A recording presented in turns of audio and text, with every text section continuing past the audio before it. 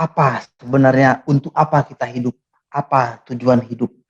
Dan itu tergambar di dalam apa, misalnya relief-relief candi atau dalam struktur-struktur bentang-bentangan runtuhan negeri tua itu, nampak betul bahwa alangkah leluhur nenek moyang kita itu pandai betul memahami apa itu, misalnya bahwa oh, dunia ini ternyata terdiri dari antara lain unsurnya ada air di dunia ini. Air dari mata air bumi begini-gini, ada mata air langit hujan namanya.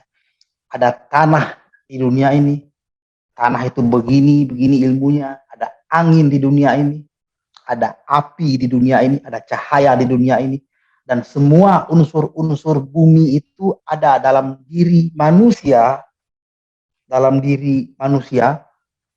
Dan di masa-masa lampau itu yang aku jumpai ketua bahwa nenek moyang leluhur kita ini itu tempo hari itu kemudian bahasa mengenali jati diri itu memang sampai sekenal-kenalnya dan diselaraskan dengan alam raya, sehingga ketika mereka membangun negeri, membangun peradaban itu memang jalannya adalah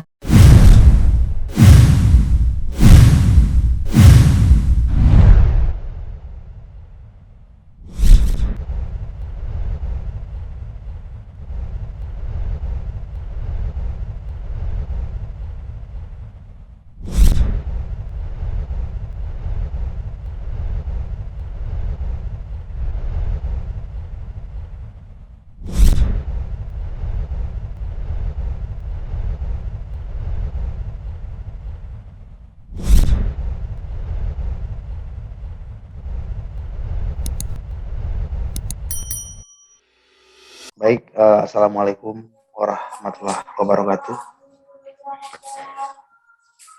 Terima kasih Ketua Yaya sudah mengajak kita untuk berunding di malam yang indah ini.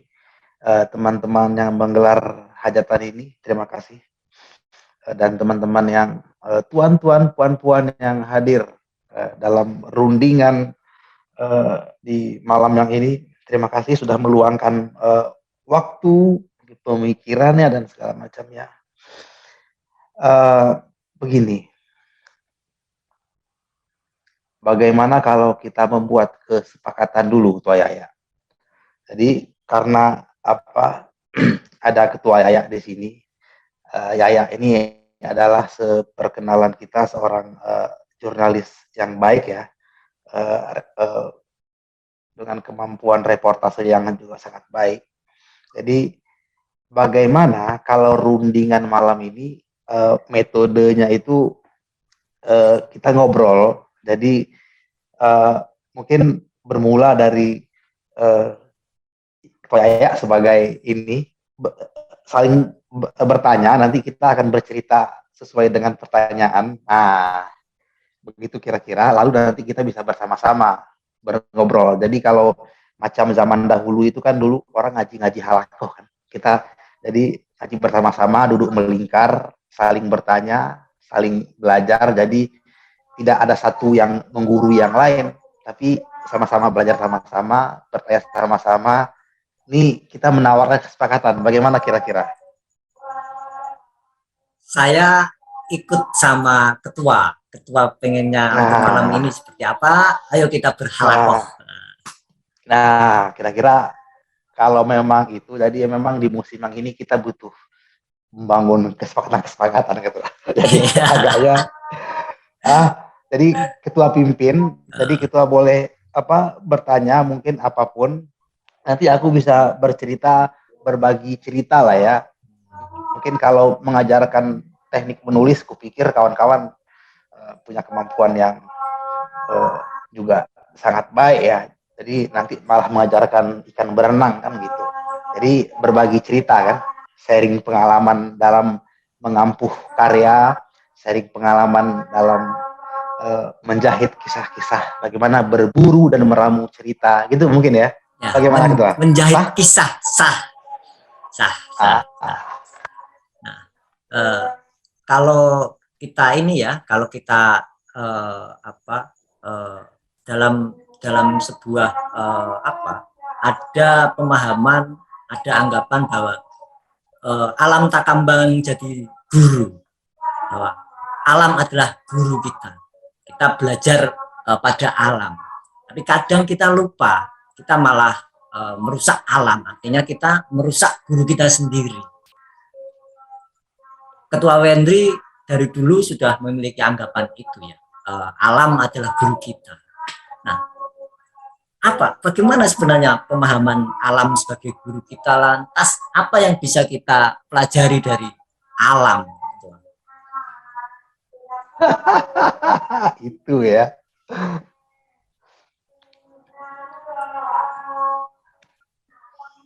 Oke, baik. Jadi di dalam ini ya, mungkin pencarian kita ya. Tempo hari kita kan kemudian diajarkan baik itu di dalam keluarga, juga di bangku-bangku sekolah, baik itu sekolah di sekolah formal maupun di sekolah-sekolah surau-surau ya, bahwa satu di antara hal yang penting di dalam kehidupan ini adalah kemudian memahami masa lampau, untuk apa? Untuk jadikan cermin menyongsong hari-hari esok. Jadi kita di surau misal tempo hari mengaji di surau itu juga mengaji agama, mengaji syarak, karena di kampung tempo hari itu ada bersandi syarak bersandi kitabullah. Diajarkan bahwa di dalam sekian persentasi kaji Quran itu adalah sejarah. Ya, betapa penting kita memahami sejarah. Nah, di kampung-kampung juga tempo hari dalam keluarga juga diajarkan bahwa kita harus mengenal siapa orang tua kita, nenek kita, terus neneknya lagi, agar kita tidak mati obor, mengenal arah. Lalu dalam perkembangan kita ya makin kemarinya makin besar juga, kita kemudian menyadari kita hidup di sebuah negeri bernama Indonesia, kira-kira begitu. Nah, kemudian sejauh mana kita bernegara, kan kemudian kita perlu meninjau bagaimana kisah negara ini lahir. Untuk memahami sejauh mana sih kita sudah bernegara hari ini, harus ditinjau bagaimana kisah bangsa ini lahir dan apa yang terjadi di masa-masa itu. Nah, lalu kemudian dalam menjawab pertanyaan-pertanyaan itu, mulailah tempo hari kita mempelajari beberapa sejarah. Nah, dalam mempelajari sejarah, kalau di sekolah itu kan ada namanya metodologi ya, ya. Metodologi cara mendekati sejarah. Ada caranya begini, caranya begitu, caranya. Nah, satu di antara rupanya jurus yang menurut kita yang akhirnya kita pakai, ternyata jurusnya adalah alam terkembang menjadi guru, mengambil contoh pada yang sudah. Misal, kenapa pentingnya, akhirnya berpikir, kenapa sih pentingnya sejarah? Kenapa sih harus mempelajari sejarah? Kan aku berkali-kali mungkin sama Yaya ngobrol, kita kalau bercontoh pada alam raya, kita tengok di depan rumah ada pohon yang besar, ada pohon yang kecil, ada bunga-bunga misalnya. Kan tidak pernah ada pohon yang besar kalau akarnya tidak kuat. Tidak mungkin. Lalu dalam kita berbangsa kemudian, bangsa ini pun kalau mau jadi bangsa besar harus paham akarnya, sejarahnya. Nah, pedomannya kan alam tuh, ya. Lalu kemudian alam terkembang jadi guru, misalnya beo, burung ya. Burung beo itu kan dia apa A kata orang dia bilang A juga tuh. Ya. Burung beo itu orang bilang B dia ikut bilang B tuh. Nah, apa yang terjadi ketika menjadi begitu? Akhirnya ketika orang bernarasi sejarah, lalu kita amini saja sejarahnya, lalu kemudian ternyata dalam perjalanan kita menjumpai memang ada orang yang menggunakan sejarah itu untuk untuk me, apa kemudian bahkan untuk memelihara dendam, bahkan untuk menjatuhkan kelompok yang lain. Dia gunakan sejarahnya untuk itu, dan kemudian orang bahkan menarasikan sejarah baru, mendiktekan sejarah untuk melemahkan kelompok yang lain. Dia bikin sejarah A, dia lemahkan kelompok yang lain. Jadi kalau tempo hari di zaman-zaman ada zaman era-era orang bilang kolonialisme ya, ketika orang dari seberang mengkoloni negeri ini, satu di antara cara mereka kan mereka juga selain membuat perkebunan, tambang dan pemerintahan, kan mereka juga memproduksi sejarah-sejarah. Mereka membuat lembaga, bahkan dulu Belanda itu membuat lembaga yang kemudian memproduksi sejarah. Lalu sejarah itu didiktekan di bangku-bangku yang sekolah yang mereka buat. Yang setelah kita pelajari hari ini, oh ternyata tempo hari ada masa loh. Ada masa ketika apa yang kita sebut penjajah tadi itu memproduksi sejarah. Jadi mereka memproduksi sejarah nenek moyang kita, lalu mendiktekannya kepada kita. Lalu kita menjadi bingung sendiri sebenarnya. Lalu kita samar-samar melihat akar kita, dan hingga hari ini ya bangsa ini, ya kalau menurut kita ya yang masih belajar ini, bangsa kita kan sebagian besar masih mengamini sejarah yang didiktekan lama sekali, berabad-abad, oleh narasi kolonialisme itu. Dampaknya kepada hari ini metode cara berpikir kita, kurikulum yang membentuk bangsa, anak-anak bangsa ini, kan kemudian apa? Nafasnya. Apakah kurikulum nafas kemudian berjiwa-jiwa merdeka? Apakah metode pendidikan dan latar sejarah itu punya nafas kita bangga pada diri kita dan kemudian menentukan nasib sendiri? Kan sampai hari ini kita menjadi bangsa, sepertinya bangsa kita sebagai bangsa ya, nampaknya beberapa hal kita ditentukan oleh orang-orang seberang ya. Harga minyak sawit, minyak goreng, segala macam kan ditentukan orang. Akhirnya kemudian apa, dependensi ya, ketergantungan itu nggak lepas dari latar sejarah yang di ini gitu.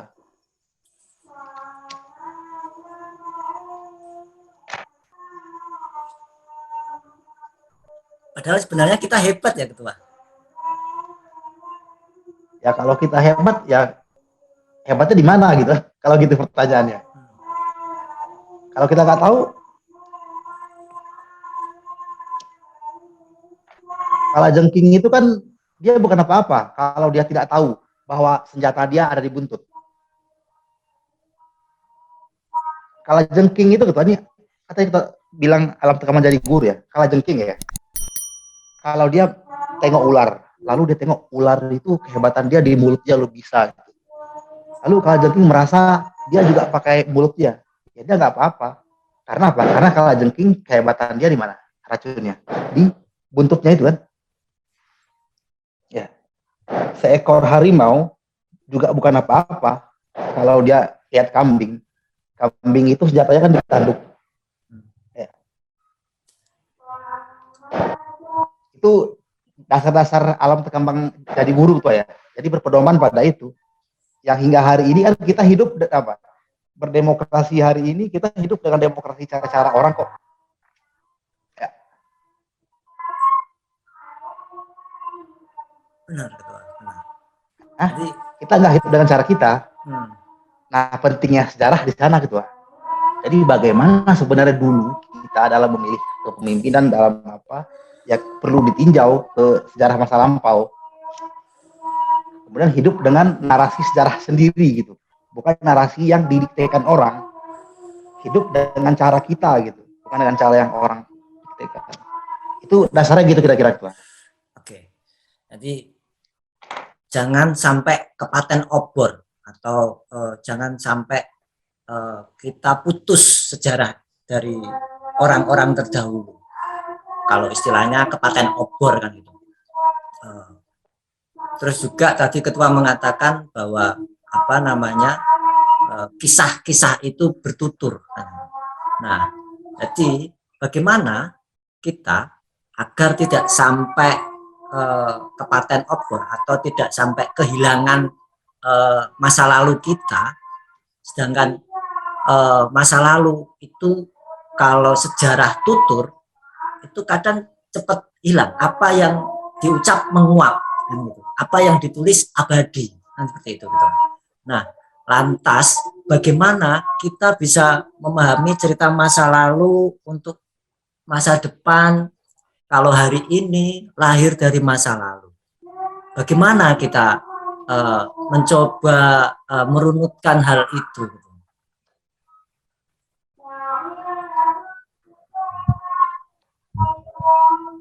Ya, kalau itu arahnya ketua kan memang juga akhirnya pengalaman juga mengajarkan kita bahwa kemudian hari ini kan kalau pedoman hari ini itu sejarah begini.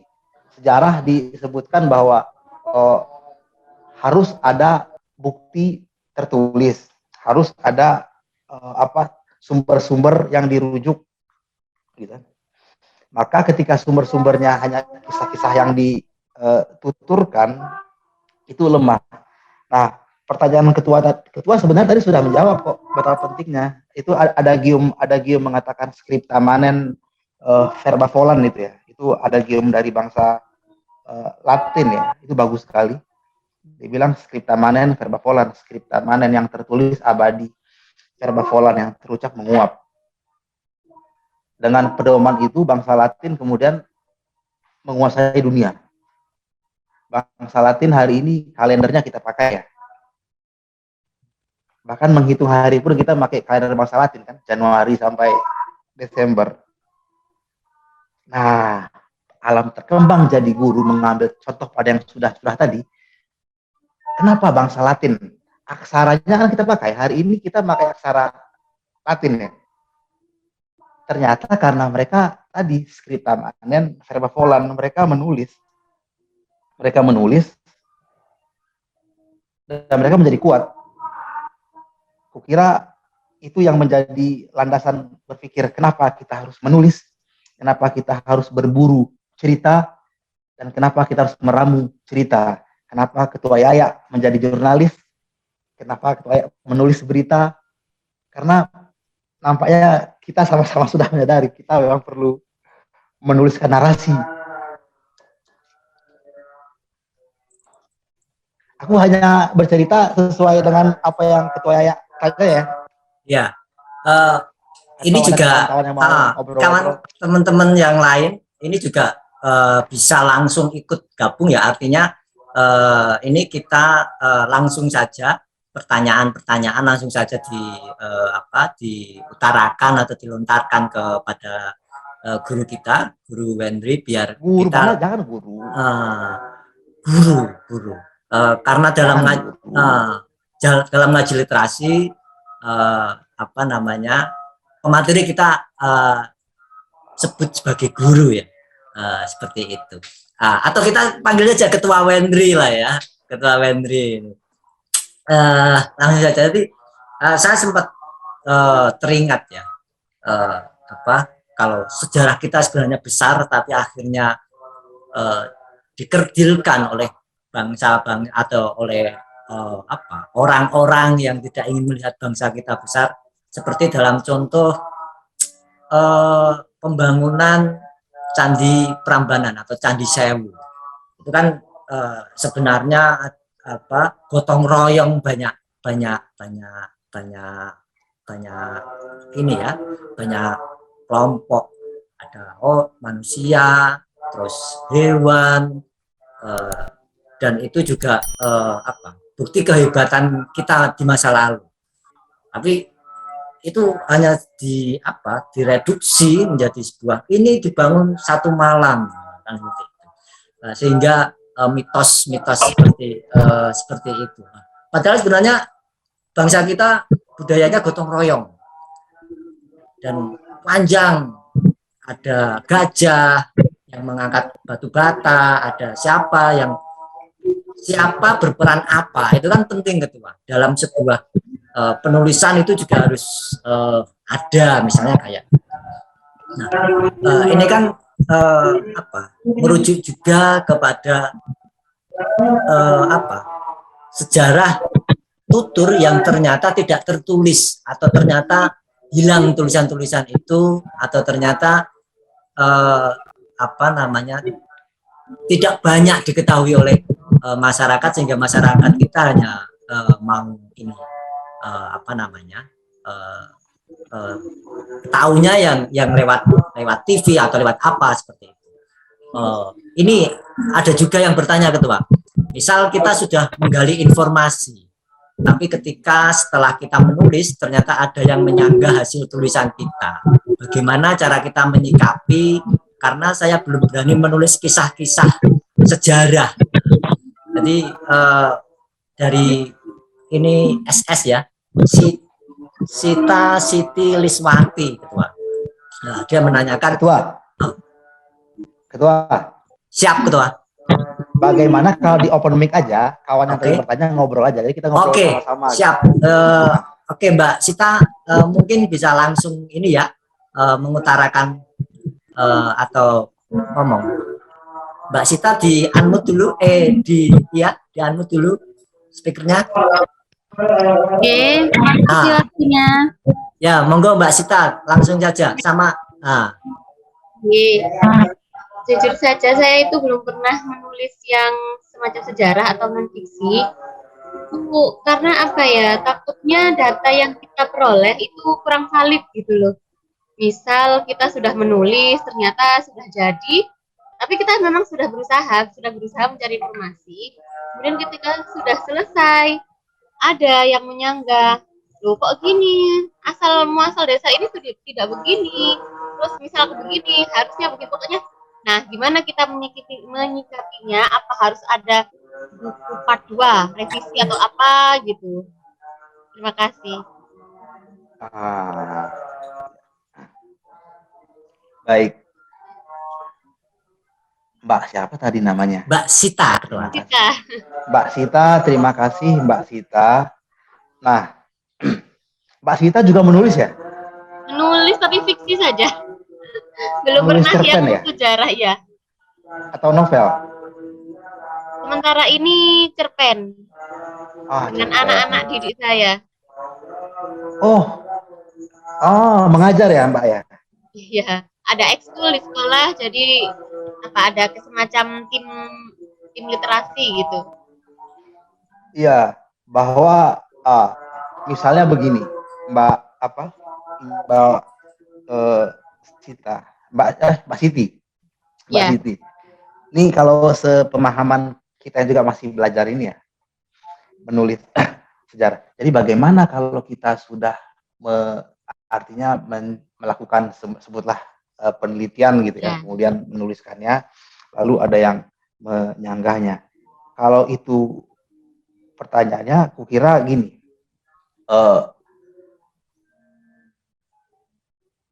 ada namanya mungkin kebesaran hati ya, kebesaran jiwa untuk kalau memang apa yang kita tuliskan itu memang disanggah dan memang sanggahan itu kuat sekali, dan akhirnya kita menyadari bahwa ada yang keliru dalam temuan itu, ya pertama-tama kita harus mengakui bahwa ada yang keliru di dalam kajian kita.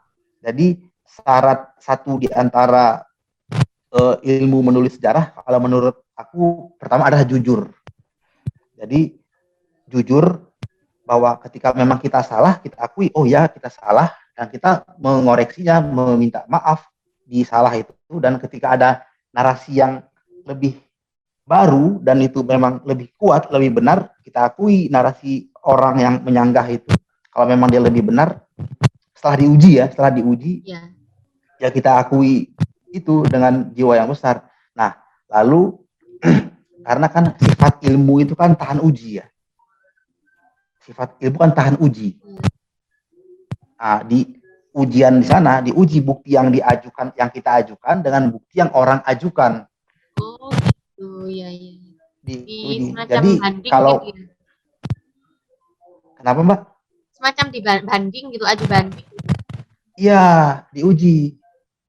Jadi kalau kita kemudian setelah Baper kita kayak setelah diuji bahwa memang data kita lebih lemah, kita akui. Tapi kalau memang setelah diuji kita masih berketetapan itu baik, ya kita maju saja. Jadi berbesar jiwa dan maksudnya terus itu mencari. gini, misal kita ngirim ke buletin atau apa, kemudian karya kita kan sudah terbit, maksudnya sudah terlanjur gitu loh. Terus gimana cara kita misal punya kita itu lemah, lebih kuat orang yang menyanggah kita, dasar apa sejarahnya gitu gitu. Kemudian cara kita memberitahu publik gimana? Soalnya saya sendiri masih agak takut kalau sejarah. Ya ada ini ya, ada bermacam cara ya. Misal contoh misalnya. Ya. Contoh kalau ini sebagai contoh kecil aja ya. Iya. Misalnya di media massa. Ya. Seorang penulis, jurnalis menulis berita. Iya, betul. Menulis berita, seret. Kemudian beritanya itu ada yang keliru. Betul. Maka di edisi berikutnya kan dimuat koreksinya. Bahwa gitu, tulisan si A di edisi yang kemarin, di bagian yang ini ada yang keliru. Koreksinya begini-gini, mohon maaf tidak nyamanannya. Kan dikoreksi. Itulah bentuk kebesaran jiwa si sebuah media massa. Nah, begitupun kita kalau menulis menulis kajian sejarah, ketika ada yang ini ya dibuat kajian, kalau memang perlu untuk dibuat kajian berikutnya, dibuat saja kajian berikutnya. Atau kalau memang cukup dalam satu statement nggak soal kok. Ini kalau menurut kita ya. Artinya sebenarnya mengakui. Iya. Jadi nggak bersikeras tahu kita salah, kita bersikeras gitu. Intinya besar hati. Ya, kalau menurut kita sepertinya begitu, Mbak Siti. Terima kasih. Sama-sama, Mbak Siti.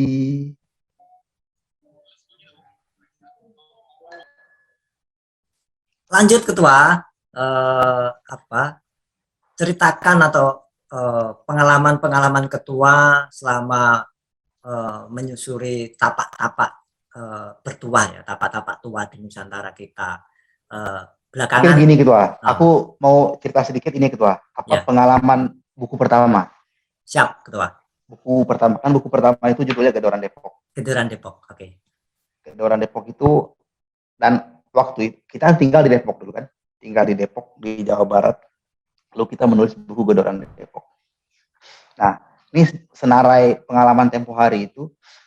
Depok itu daerah di pinggir Jakarta, ya, daerah pinggir Jakarta. Lalu sekali waktu aku masih umur 20-an tahun itu, di sebuah warung di pinggir sawah, ya, di sebuah warung, jadi bukan di perpustakaan ya, di sebuah warung di pinggir sawah. Waktu itu menjelang 17 Agustus, jadi menjelang hari kemerdekaan. Ada orang tua, petani di pinggir sawah itu, di warung lagi minum kopi. Nah, orang tua itu bercerita tentang kenang-kenangan dia, tentang apa yang terjadi tahun 45 di Depok. Dia cerita, tahun 45 itu, dia bilang gitu. Di Depok itu, kata dia nih, itu orang kampung itu ramai-ramai pasca proklamasi menyerbu kampung. Jadi di Depok itu ada kampung namanya Depok Lama, itu kampung yang kampung tua, negeri bikinan kolonial lah tempo hari. Jadi negerinya, dia bilang 45 itu Depok diserbu, kata dia. Tahun 45 itu Depok diserbu oleh laskar-laskar rakyat dan dijarah, termasuk dia ikut menjarah, kata dia. 45 itu dengan bambu runcing, dengan apa.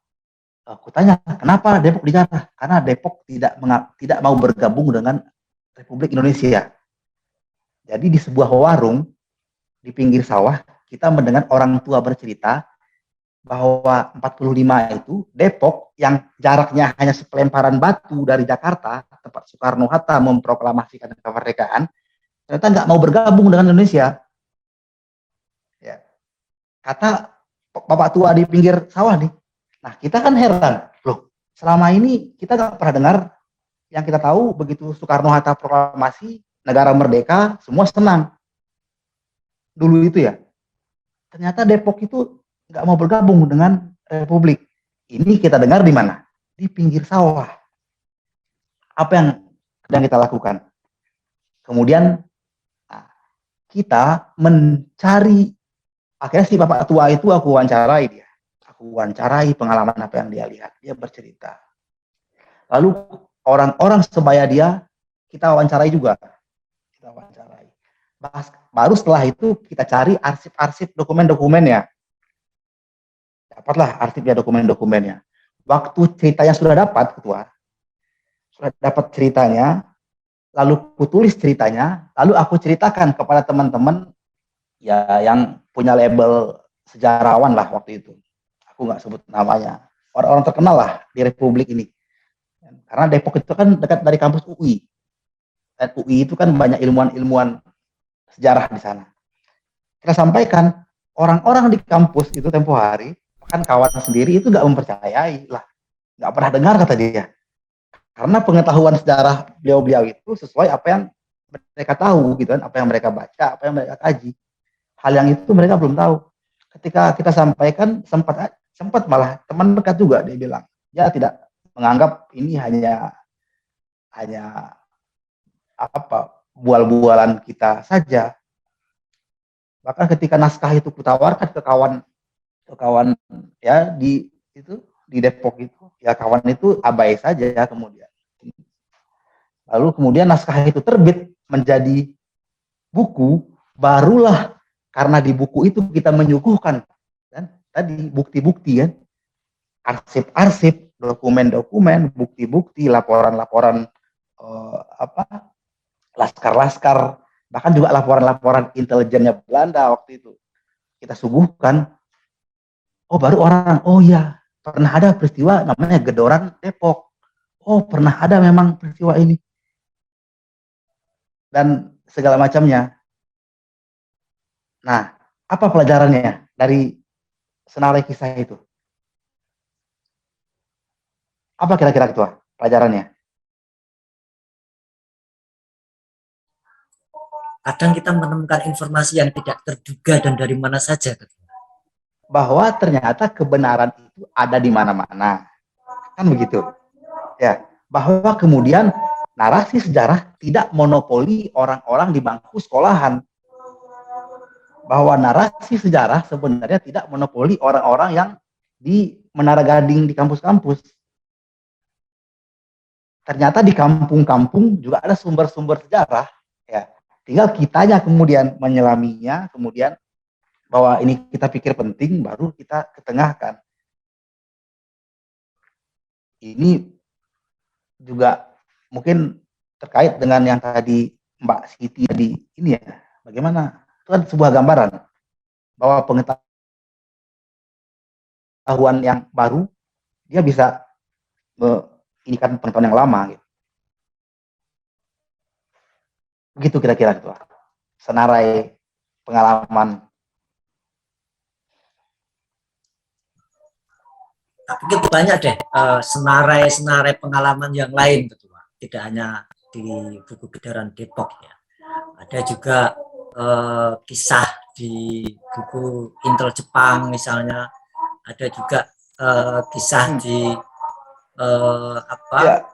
pasukan M misalnya, bagaimana ketua menelusuri sejarah di buku pasukan M misalnya.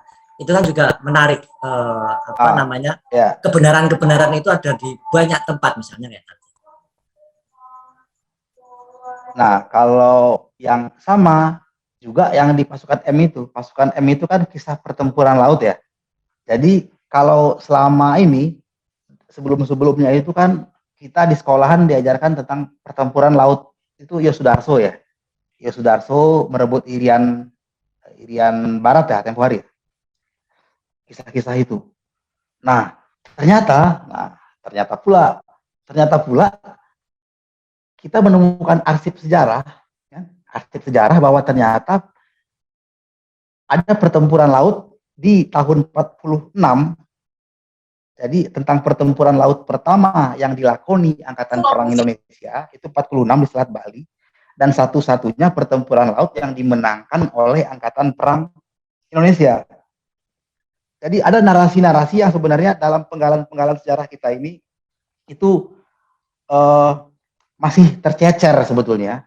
Nah, ketika kita mendapati itu dan menyelami kisah itu dan mengetengahkannya, dia akan menjadi bagian rantai penghubung ke masa lampau.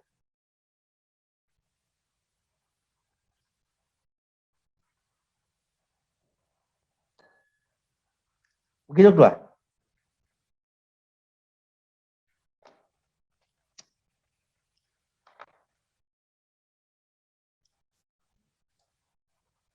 Dua ya.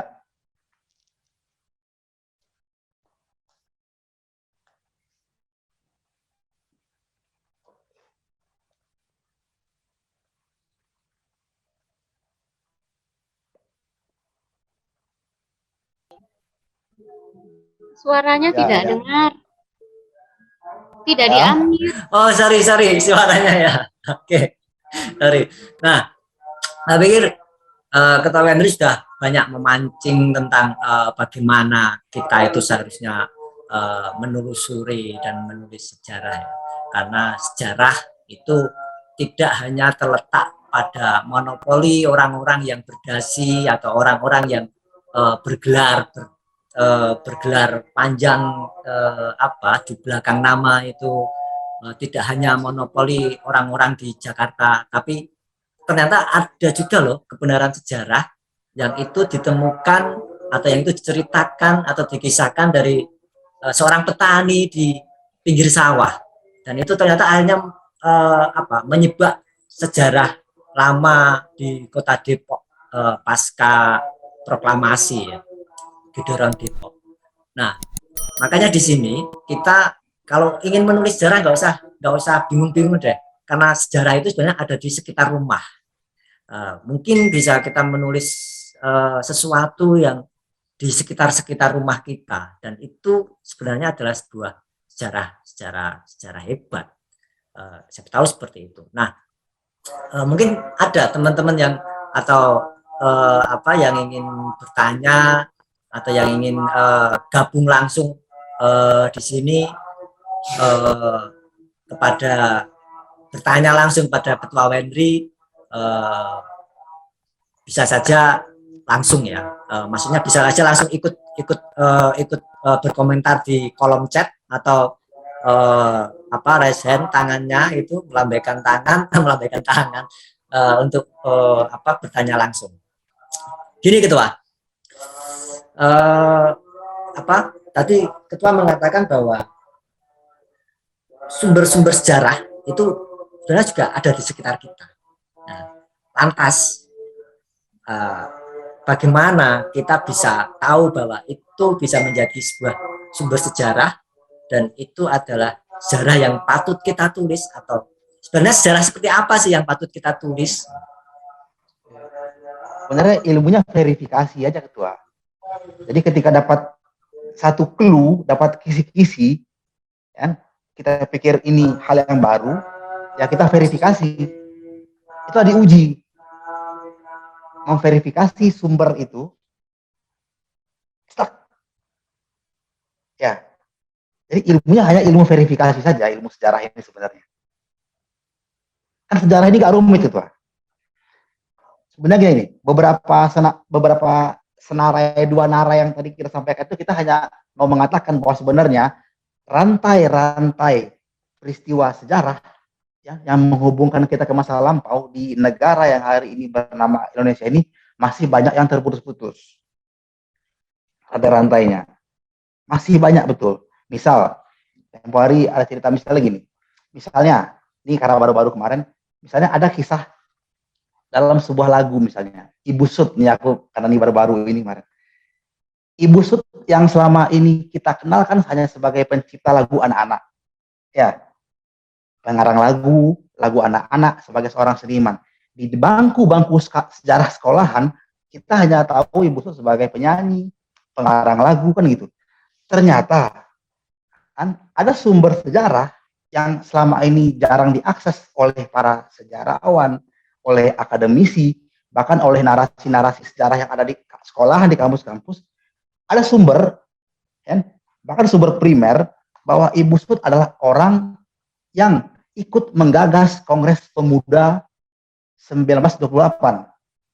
Jadi ketika Kongres Pemuda 28, ketika orang merumuskan Sumpah Pemuda, ternyata Ibu Sud tadi itu yang dikenal sebagai pengarang lagu anak-anak, dia ikut dalam merencanakan kongres, dia ikut mencari dana, dia ngamen untuk dapatin dana kongres itu. Bahkan di kongres itu dia memainkan biola bersama W.R. Supratman lagu Instrumen Indonesia Raya. Nah, peran Ibu Sud di dalam kancah melahirkan sebuah bangsa baru yang bernama Indonesia ini kan nggak diajarkan dalam narasi-narasi di pentas-pentas sejarah resmi Republik Indonesia. Ya. Nah, artinya masih banyak sebetulnya. Jadi ide cerita ini sebenarnya bersebaran di mana-mana. Banyak sekali untayan-untayan sejarah kita ke masa lampau itu yang masih bolong-bolong. Ya kita di hari ini, kukira di generasi yang hari ini, ya kalau memang hobinya di sana, tapi kan itu nggak bisa dipaksakan juga, betul. Tapi kalau memang hobinya ke sana, ya itu bisa disilau ya. Kalau kita, ketua, aku itu tuh tempo hari punya hobi. Tempo hari itu kan di Jakarta sini ini ada namanya Arsip Nasional nih. Ada kantor namanya ANRI, Arsip Nasional Republik Indonesia. Dari namanya Arsip Nasional Republik kan, jadi istilah arsip. Aku pernah di masa-masanya itu hari arsip itu dari pagi belum buka, aku sudah nunggu di mana, menunggu di kantor itu. Dia buka, aku masuk, aku pinjam arsip, aku baca arsip sejarah itu.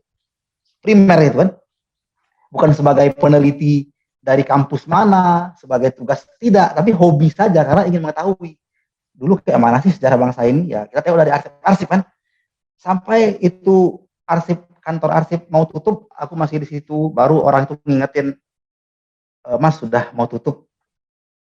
Dan itu berlangsung berhari-hari, aku baca-baca, ternyata wah, kita menyadari lah, kan primernya arsip nih, wah, ternyata banyak hal yang belum dikisahkan, dan ternyata lumbung sumber materi sejarahnya itu tersedia loh. Atau kalau di daerah-daerah mungkin ada kantor-kantor arsip daerah, kalau memang yang sumber-sumber yang ada di sana. Atau di mana-mana sebenarnya sumber-sumber sejarah ini di mana-mana.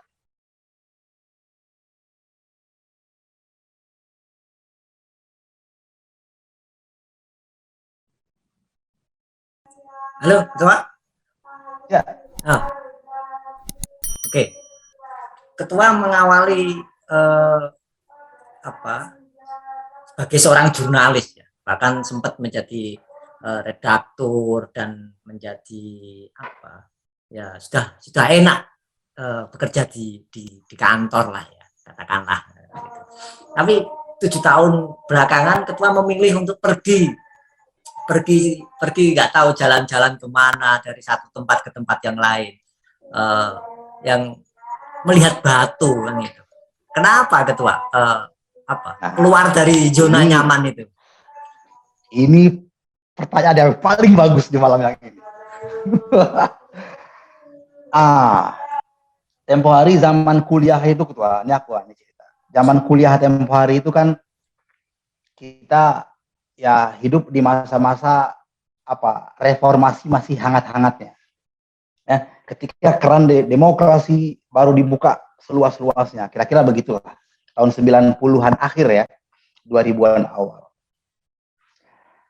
Waktu di kampus tempo hari ya sebagai mahasiswa ya, sebagaimana juga kawan-kawan mahasiswa hari ini yang juga melakukan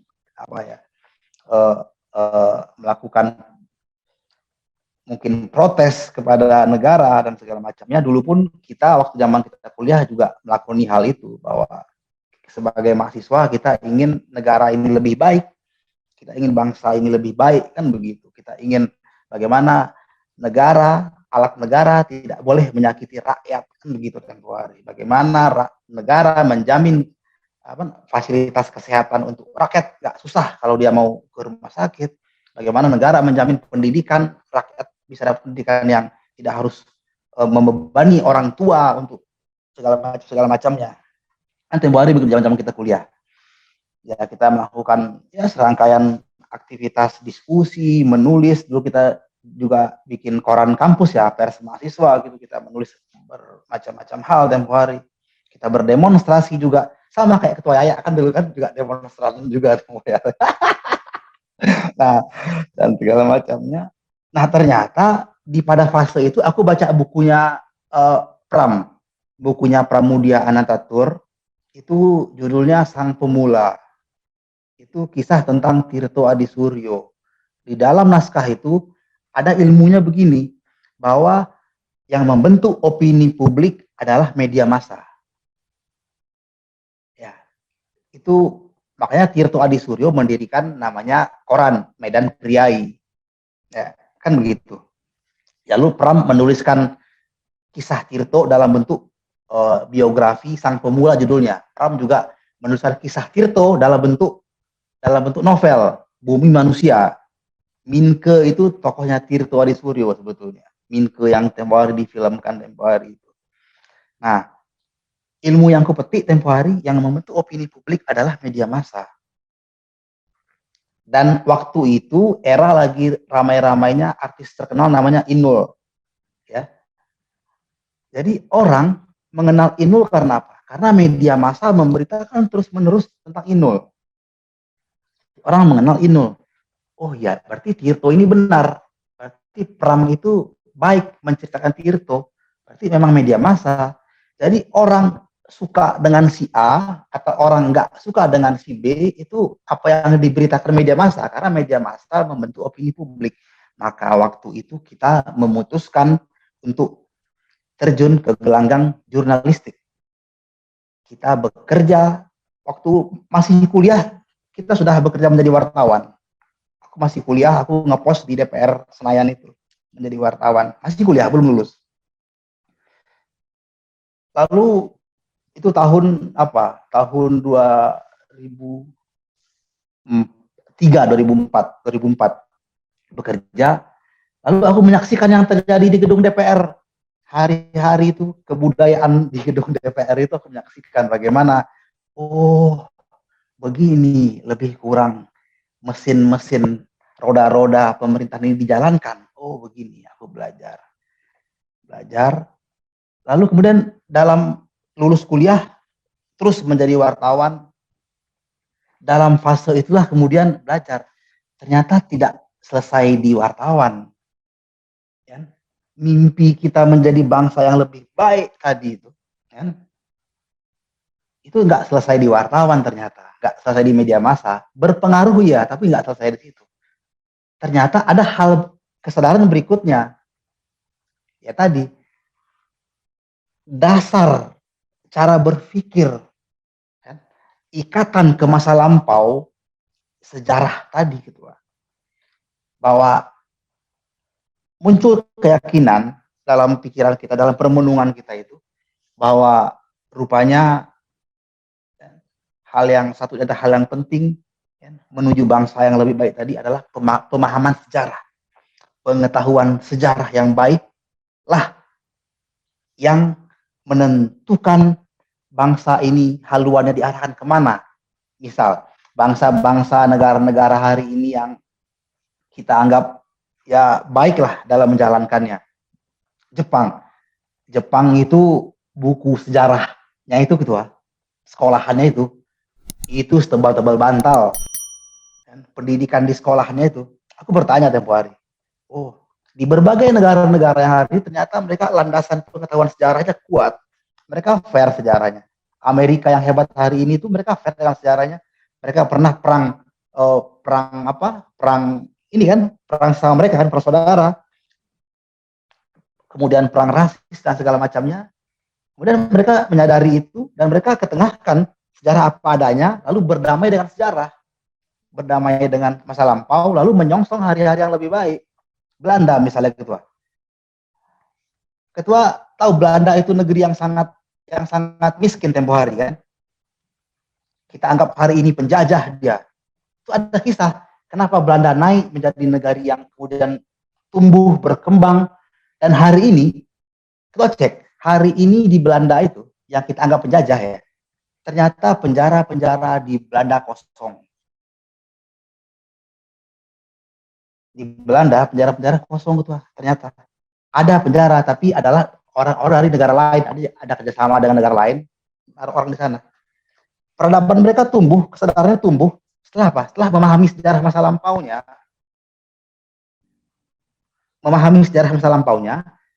dan berdamai dengan masa lampau, menjadi pelajaran di masa lampau itu untuk menyongsong hari-hari yang ke depan yang lebih baik. Pentingnya waktu itulah tempo hari kita ya, tempo hari itu ya sudah ya, karena nggak selesai di menit, aku tinggalkan kantorku, aku tidak lagi menjadi jurnalis yang aktif ya, tapi masih melakukan kerja-kerja, sebenarnya kerja-kerja jurnalistik. Karena kerja-kerja jurnalistik itu kan sama dengan kerja-kerja menulis sejarah. Prinsipnya dua hal. Kalau jurnalistik berburu dan meramu berita, kan begitu. Berburu berita dan meramunya kan. Nah, sejarah pun juga begitu. Nah, perjalanan kita tempo hari menapaki reruntuhan negeri-negeri tua, ya, candi-candi, Toya adalah orang yang sangat mulia sering mengantarkan kita ke candi-candi. Ya, ketua tengok kan apa yang kita lakukan di candi-candi itu kan, entah apa-apa aja kita lakukan kan. Metodologinya kita ya selain mengikuti metodologi yang orang-orang selama ini akui sebagai metodologi sejarah, kita juga pakai metodologi yang lain. Kita menyentuhnya gitu kan, kita sentuh pelan-pelan, kita duduk di sana ya, kita duduk ini, kita bertanya kepada runtuhan negeri tua itu.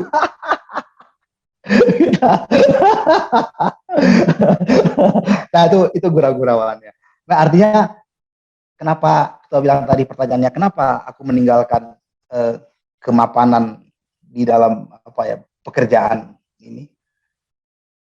Ada tadi karena ternyata ya menurut kita yang masih anak-anak ini ya masih ada untayan-untayan ya, untayan-untayan sejarah ke masa lampau kita yang belum tersusun dengan baik, belum terhubung dengan baik.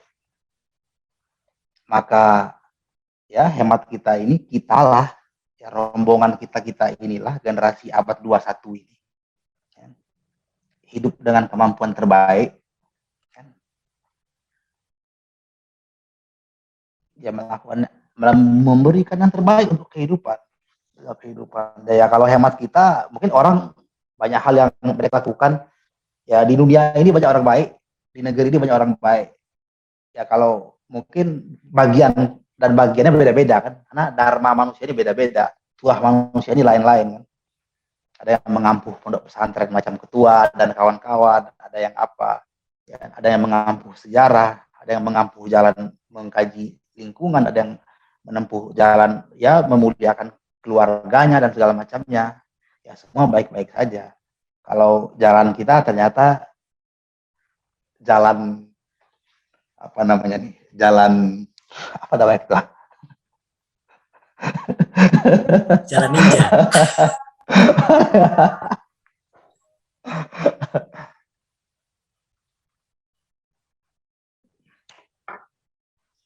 Begitu.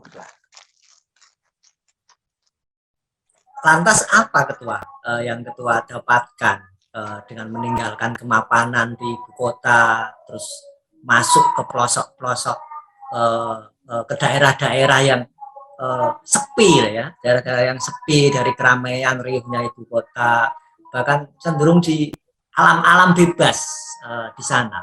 Apa yang ketua temukan atau serpian-serpian sejarah seperti apa yang ketua inginkan sebenarnya, yang sehingga sejarah serpian-serpian itu ketua rangkai menjadi sebuah manuskrip ya, atau sebagai sebuah naskah. Apa sebenarnya ini?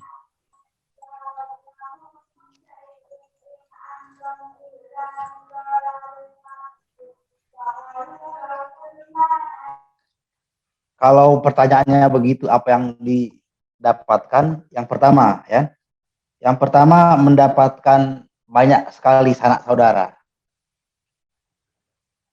Yang pertama dapat sanak saudara semakin banyak, dapat perkawanan yang semakin banyak, ya. Ketua, itu ada kawan kita, ada yang kawan kita yang itu tuh bertanya, kita open mic, Ketua. Halo Mas Wendri. Ya. Izin bertanya Mas Wendri. Ya Om. Ya. Ya, saya gini Mas Wendri, saya pernah menulis tentang sesepuh sekolah saya. Nah, terus saya kan mewawancarai beberapa narasumber.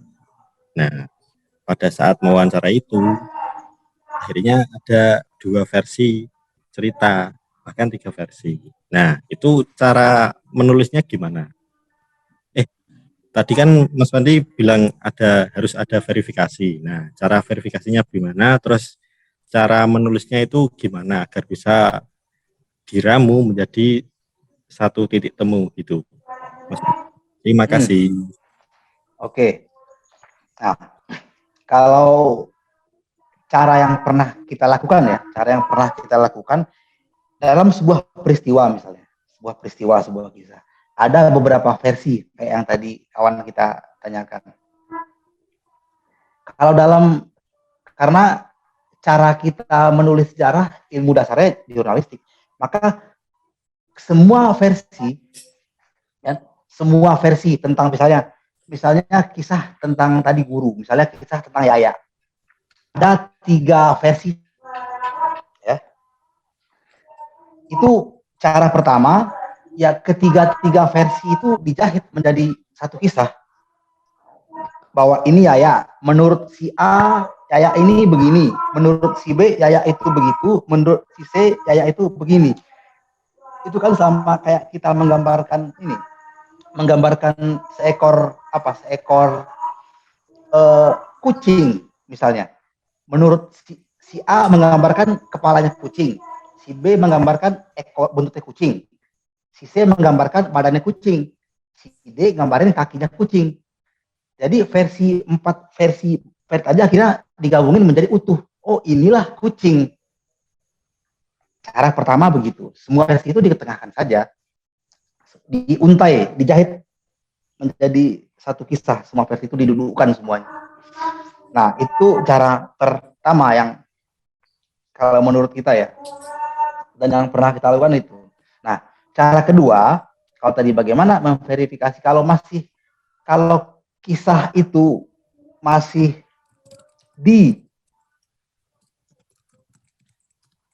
misalnya menulis tentang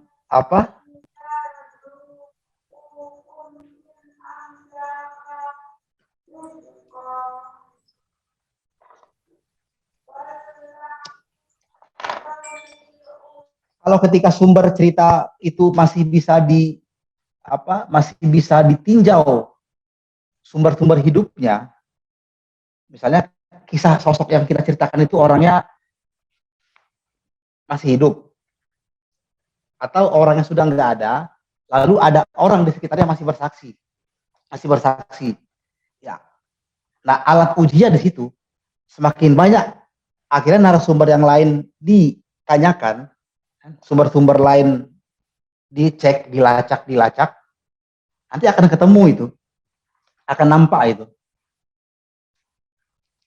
kisah mana yang paling akurat, misalnya paling tidak mendekati akurat lah, karena kan prinsipnya bahwa kebenaran dasarnya adalah berpikir bahwa kebenaran ada di mana-mana gitu.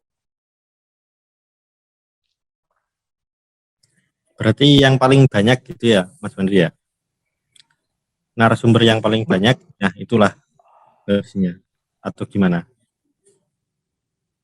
Maksudnya narasumber yang paling banyak?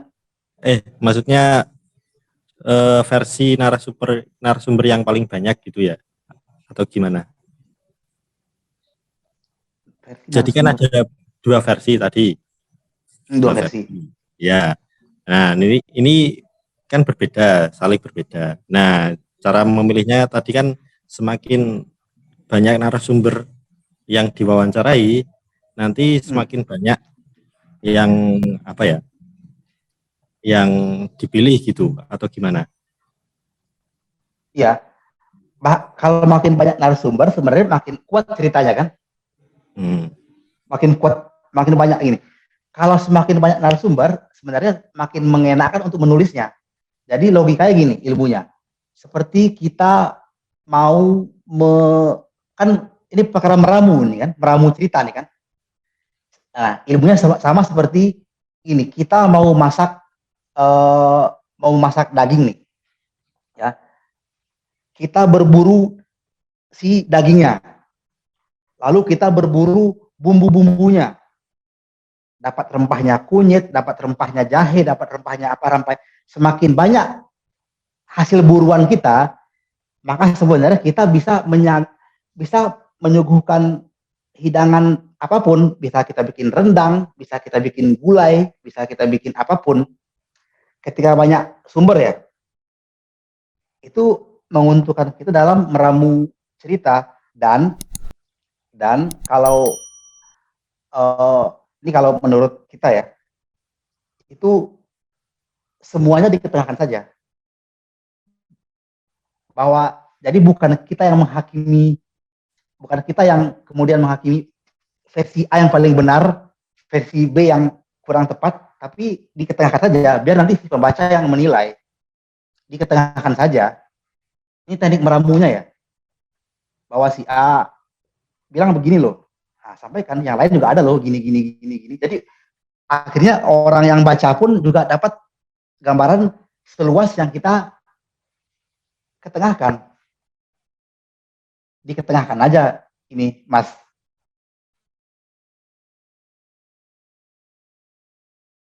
Kalau menurut kita ya. Oh ya, baik Mas Fansi, makasih. Ya. Monggo yang lain. Jadi kalau banyak versi kita wawancarai saja semua. Dan semakin banyak yang kita wawancarai, semakin banyak materi kita atau semakin banyak bahan kita untuk meramu, begitu ya Ketua ya.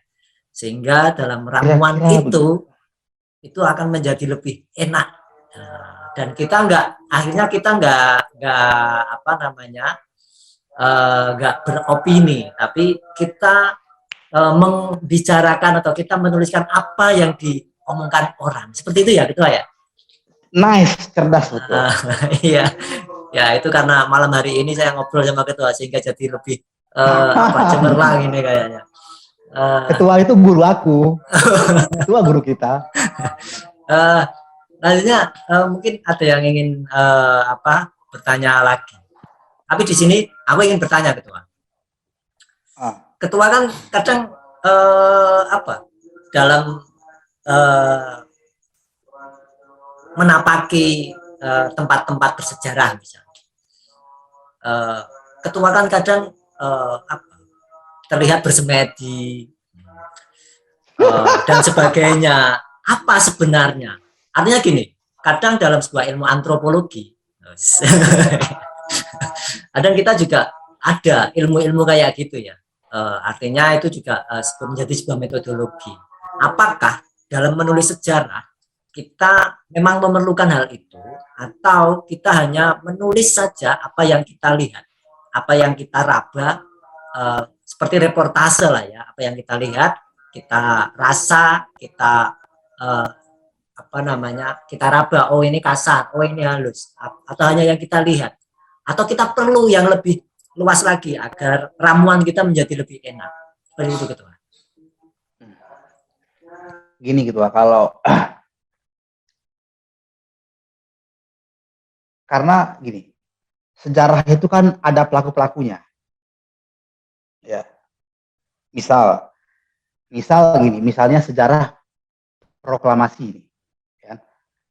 proklamasi itu dirumuskan di rumah Laksamana Maeda, ya, di depan Taman Suropati sana. Gedungnya ada. Disitulah orang-orang merumuskan naskah proklamasi. Ya. Lalu proklamasi itu dibacakan kemudian besokannya oleh Soekarno didampingi Hatta dan kawan-kawan di rumah Soekarno di Pegangsaan di Cikini. Waktu menulis kisah, jadi di buku aku yang Jejak Intel Jepang itu gitu, itu tentang kisah lahirnya proklamasi. Jadi kenapa naskah proklamasi dicoret-coret, siapa sebenarnya yang merumuskan itu. Kita pun juga duduk, macam seperti yang kalau ketua lihat aku cara candi duduk itu ngapain. Karena sejarah itu kita menceritakan beliau-beliau yang sudah nggak ada. Artinya peristiwa itu ada yang memiliki loh. Jadi peristiwa masa lalu itu ada yang berpunya. Jadi sebagaimana diajarkan orang tua-tua kita, sebenarnya guru-guru kita. Jadi kalau duduk kita itu ketua, aku mengirim doa ketua. Tawasul ketua. Iya, aku mengirim doa kepada beliau-beliau yang punya cerita, ya, atau mengirim doa kepada beliau-beliau yang punya karya. Misalnya candi itu kan ada yang membangun, ada setapakannya, ada arsiteknya, ya, ada resi-resi yang ada para brahmana yang merumuskan itu. Entah siapa namanya, kalau kita belum tahu ya kita duduk di situ, kita berkirim doa kepada mereka, ya doa yang baik-baik. Ya kalau kita pandai Al-Fatihah, kita kirimkan 3 Al-Fatihah untuk beliau-beliau itu. Kalau kita pandai doa yang lain, kita kirimkan doa untuk mereka-mereka. Lalu ya aku yang meyakini itu ya kita berizin kepada beliau-beliau. Kita izin, kita sampaikan ya dengan cara kita ya. Kita nak mendulang kisahnya, nak meramu kisahnya, ya kita izin. Karena ada yang punya kan kisah itu kan. Hah? Kira-kira itulah itu. Di samping hal-hal lain ya di samping hal-hal yang lain ya, di samping kita kemudian membaca berburu sumber-sumber yang bisa ditelaah.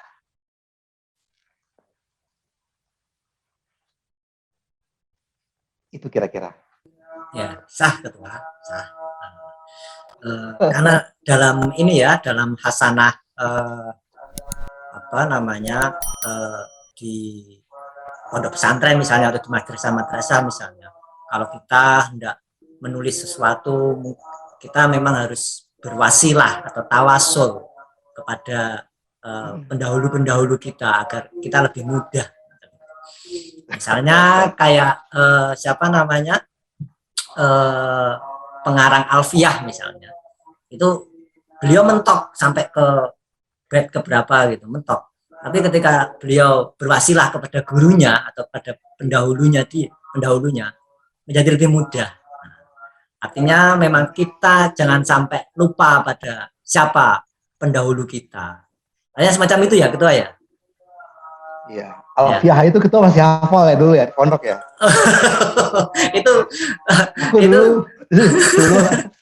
Dulu kita kan di pondok disuruh ngafalin itu kita. Alfiyah. Setelah nazom setelah imriti apa tuh namanya dulu.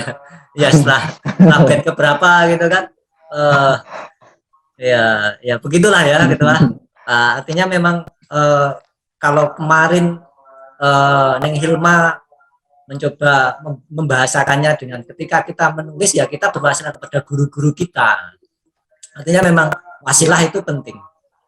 Jangan sampai dan itu ini gitu, dan itu terbukti gitu ya, paling enggak pengalaman kita lah. Misalnya waktu nulis buku itu Intel Jepang ya, kan dulu kita bertanya kenapa sih naskah proklamasi itu ada yang dicoret-coret ya dulu itu ya. Waktu setelah kita duduk begitu kita berkirim doa-doa ya, jadi berkirim doa memberikan ketua, tidak meminta-minta semoga ini ya, tapi memberikan doa ya, didoakan, mengirim doa, kira-kira begitulah kira-kira. Tahu ketua apa yang terjadi pasca itu? Keajaiban-keajaibannya.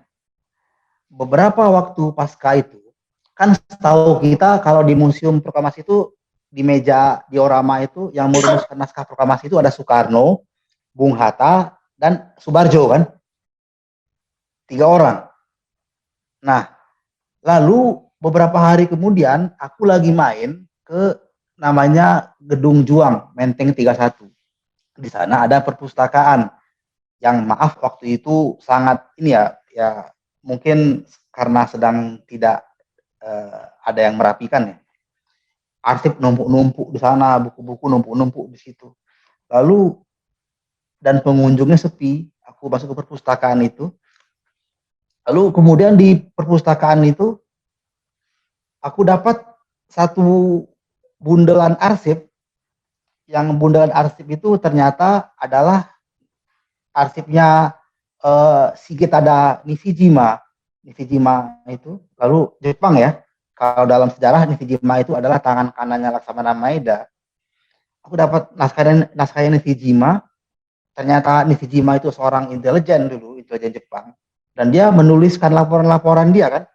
Ternyata Nishijima menceritakan adegan-adegan waktu tanggal 15 Agustus, 16 Agustus, hingga 17 Agustus 45 itu. Dari mulai ya ada adegan menjelang itu. Jadi akhirnya apa? Nampak tertulis cerita siapa saja sebenarnya yang duduk di rumahnya Laksamana Maeda berkumpul malam itu bulan puasa 16 Agustus itu merumuskan naskah proklamasi. Oh ternyata bukan hanya bertiga itu, bukan hanya Soekarno, Hatta, Subarjo, ada yang lain-lain ternyata. Dan Nishijima juga menuliskan kenapa naskah itu dicoret-coret. Ada perdebatan hari itu, dicoret-coret. Nah, lahirlah buku Jejak Intel Jepang tadi yang menceritakan latar itu. Dan itu ya entah apa namanya, aku nggak tahu apa namanya mengatakan itu. Jadi memang keajaiban-keajaiban itu kemudian memang hadir setelah apa bertawasul ya, tadi kata Ketua ya. Itu satu di antara contoh Ketua, dan selain banyak lagi hal-hal lain ya. Oh, berarti dicoret-coret itu bukan karena dulu nggak ada stipo ya Ketua ya? Ya, ya, ya, ya. Teman-teman yang lain kalau ingin bertanya mungkin bisa langsung gabung ya. Dan di sini ada yang menarik sebenarnya, karena bagaimanapun juga kerja seorang penulis sejarah itu sama sebenarnya dengan kerja-kerja jurnalistik. Artinya di situ ada kita mencari informasi, kita memverifikasi informasi tersebut, dan kita juga harus apa namanya jujur pada diri kita. Kalau semisal tulisan itu ada yang mengkoreksi dan itu memiliki data yang benar, nah dan disinilah kita harus legowo mengatakan bahwa oh ya terima kasih atas koreksinya, seperti itu ya Ketua ya. Nice. Dan itulah kenapa kemarin kita ingin bahwa kita menulis nggak usah bingung-bingung lah yang ada di sekitar rumah kita saja, karena rumah kita ini kan sebenarnya Indonesia. Rumah kita di sini, nah macam itu ya, Indonesia itu kan Indonesia. Dan menulis sejarah itu ya memang harus berbasis data. Kita harus riset, kita harus melakukan ngobrol-ngobrol, wawancara, dan juga memverifikasi data atau wawancara yang kita lakukan. Ketua, saya jadi ingin bertanya Ketua, selama menelusuri jejak-jejak atau tapak-tapak tua yang ada di Nusantara ini, apa yang paling mengesankan, apa yang paling menurut Ketua ini adalah sebuah ilmu tua yang bisa kita semua pelajari, atau yang mungkin saya dan teman-teman yang lain bisa ikut belajar tentang hal itu. Iya. Ini masanya ketika ini ya. Kalau kan yang berapa tahun belakangan, kalau tadi kata Ketua Yaya, kita berjalan. satu di antara yang kita jumpai adalah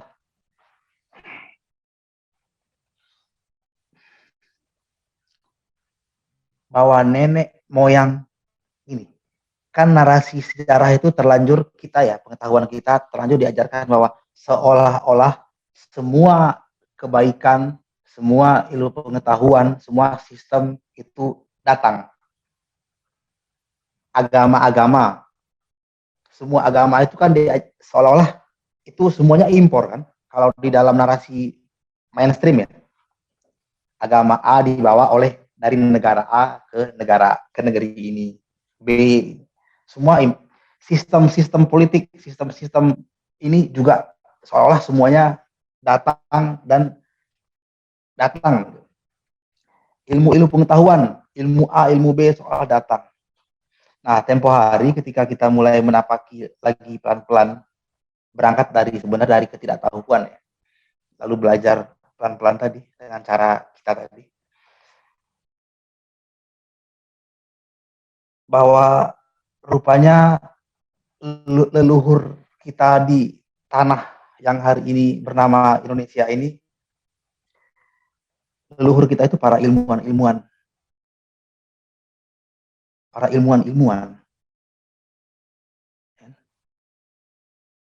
Ilmuwan dalam arti yang sesungguh-sungguhnya memang.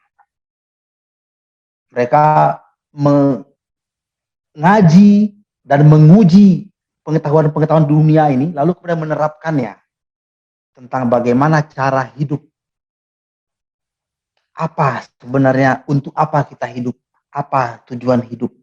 Dan itu tergambar di dalam apa, misalnya relief-relief candi atau dalam struktur-struktur bentang-bentangan runtuhan negeri tua itu, nampak betul bahwa alangkah leluhur nenek moyang kita itu pandai betul memahami apa itu, misalnya bahwa oh, dunia ini ternyata terdiri dari antara lain unsurnya ada air di dunia ini, air dari mata air bumi begini-gini, ada mata air langit hujan namanya, ada tanah di dunia ini, tanah itu begini ilmunya, ada angin di dunia ini, ada api di dunia ini, ada cahaya di dunia ini, dan semua unsur-unsur bumi itu ada dalam diri manusia, dan di masa-masa lampau itu yang aku jumpai ketua bahwa nenek moyang leluhur kita ini itu tempo hari itu kemudian bahasa mengenali jati diri itu memang sampai sekenal-kenalnya dan diselaraskan dengan alam raya, sehingga ketika mereka membangun negeri, ya, membangun peradaban itu memang jalannya adalah jalan kebahagiaan. Jadi ketika untuk apa ilmu pengetahuan, untuk jalan kebahagiaan. Bahagia itu apa? Bahagia itu bersama-sama. Yang namanya kebahagiaan itu adalah apa? Bersama-sama. Yang namanya kebahagiaan itu bukan untuk pribadi-pribadi. Yang namanya kebahagiaan itu bukan watak individu. Jadi jalan kebahagiaan itu tidak mungkin. Kalau wataknya individu, kalau kita makan kenyang, sebelah rumah tidak makan, itu kan bukan kebahagiaan. Jadi wataknya adalah watak kebersamaan, gotong royong yang kita bilang tadi. Maka nampak negeri dari runtuhan-runtuhan negeri tua, kita nampak bahwa tempo hari sudah pasti nenek moyang kita itu orang-orang yang gemar bergotong royong. Sudah pasti yang gemar bekerja sama-sama, belajar sama-sama, bertanya sama-sama. Orang yang menyadari masing-masing manusia punya tuah yang berbeda-beda, masing-masing manusia punya kelebihan yang berbeda-beda. Yang dia kepandaiannya memasak, dia memasak. Yang pandainya bertani, dia bertani. Yang pandai membangun negeri, dia berpikir bagaimana membentangkan negeri. Sehingga mata airnya pun dijaga cantik-cantik mungkin. Ya. Diperindah mata airnya disucikan tirta-tirta itu. Lalu sungainya bening, ikannya banyak, sungainya jernih, taman-taman di pinggir-pinggir itu. Kebahagiaan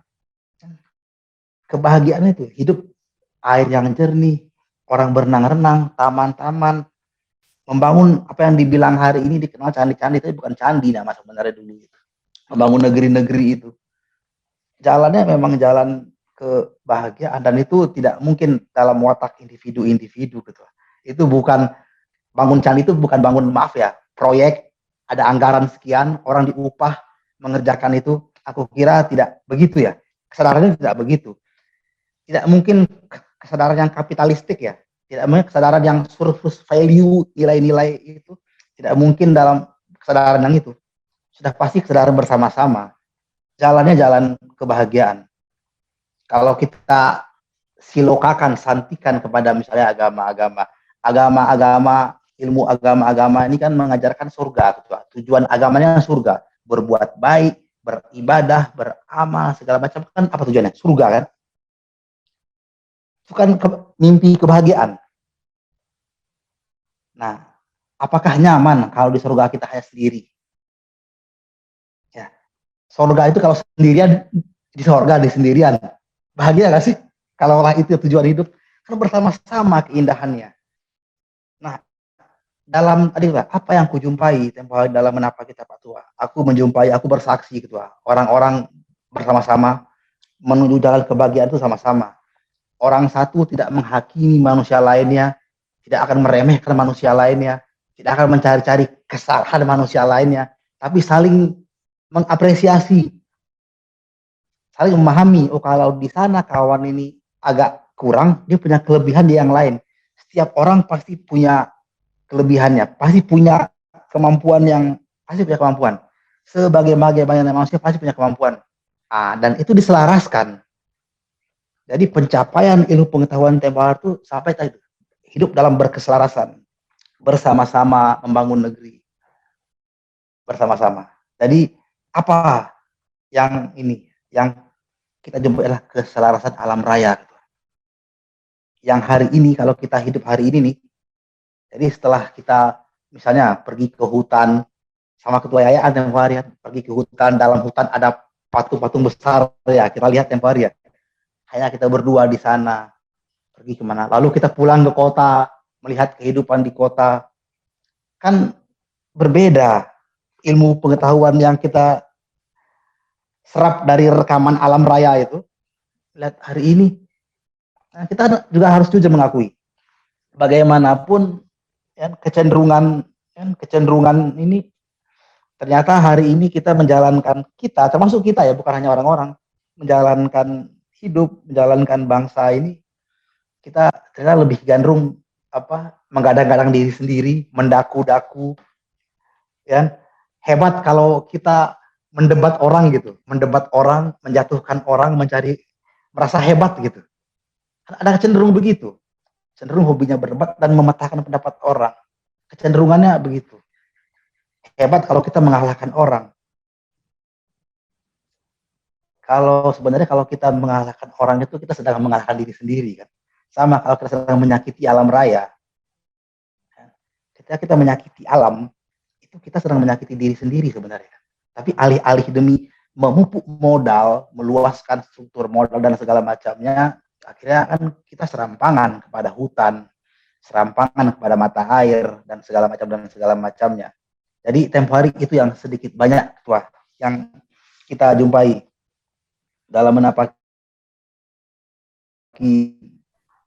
antara lain itu ya, lain. Aduhai sekali Ketua, apa yang Ketua obrolkan malam ini ya, dan saya jadi teringat bahwa ilmu-ilmu tua, orang-orang tua kita itu ternyata memang luar biasa. Tadi Ketua bilang bahwa orang-orang terdahulu itu adalah ilmuwan-ilmuwan yang tahu akan dirinya, tahu akan kapasitas dirinya. Ketika dia mampu untuk memasak, maka dia akan memasak. Ketika dia mampu untuk mengangkat, dia akan mengangkat. Artinya gotong royong inilah yang bisa membuat sejarah tempo dulu itu menjadi sejarah yang agung. Begitu ya Ketua kira-kira? Ya, kalau itu hemat Ketua, aku ikutlah. Dan satu hal yang menjadi saya teringat gitu ya, kenalilah dirimu maka kamu akan mengenali Tuhanmu. Jadi orang-orang Nah. terdahulu itu juga sangat sangat luar biasa ya. Man arafa Itu. nafsah fakat arafa robbah. Seperti itu ya. Kira-kira Nice dalam sekali. Cerdas. apa hasanah kepesantrenan yang diajarkan oleh satu ketua apa yang kira-kira bisa kita semua lakukan, bisa kita semua kerjakan seminimal mungkin dalam hasanah keilmuan sejarah atau dalam merawat alam semesta ini, karena alam adalah guru kita. Apa yang bisa kita lakukan seminimal mungkin dalam hasanah kepenulisan sejarah? Ya, hidup dengan kemampuan terbaik gitu. Hiduplah dengan kemampuan terbaik.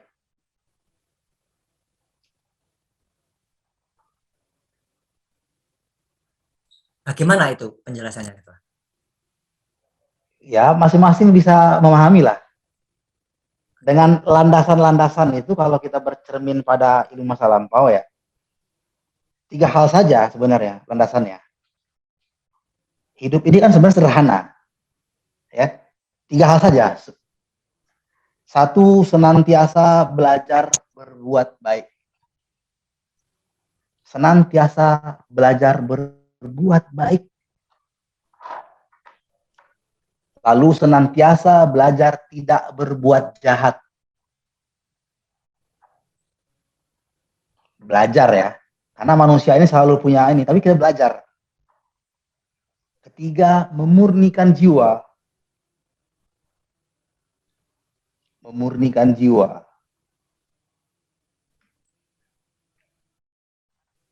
Kan 3 itu ilmu-ilmu. Kan ilmu di dunia ini sebenarnya itu aja tuh, cuman direproduksi diulang-ulang dengan narasi yang dengan langgam yang ini kan, langgamnya yang bercorak-corak. Tapi 3 itu saja sebetulnya. Seperti Trisula Kalau ya, 3 ya.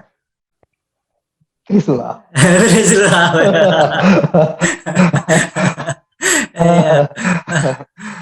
Bagus tuh kaosnya, bolehlah kita.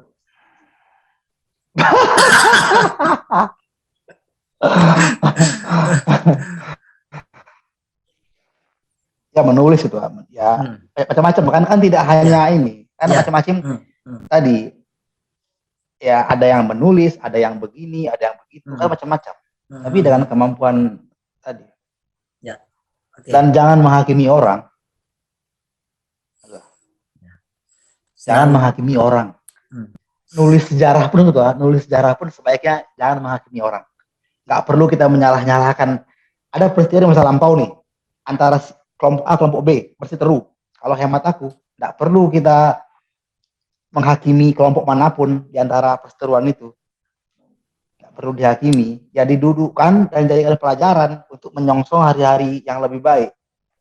Artinya jangan sekali-kali menggunakan sejarah untuk memupuk dendam. Jangan sekali-kali menggunakan sejarah untuk memercik kebencian kepada kelompok manapun. Kadang kita hari ini kita hari ini nih, abad 21, lalu mempelajari sejarah abad 20. Kan gitu. Lalu kita berani-beraninya berpihak di kelompok yang satu, kemudian menghakimi kelompok yang lain. Padahal kita pun hidup nggak di zaman itu. Lalu kita ikut-ikutan mewarisi konflik itu. Untuk apa? Jadi sudah kita pelajari sejarah abad 20 tempo hari baik-baik. Sudah kita pelajari kan? Lahirnya bangsa, riuh rendah. Tapi kini kita di generasi abad 21, kita menyongsong hari-hari baru gitu, tanpa harus dendam.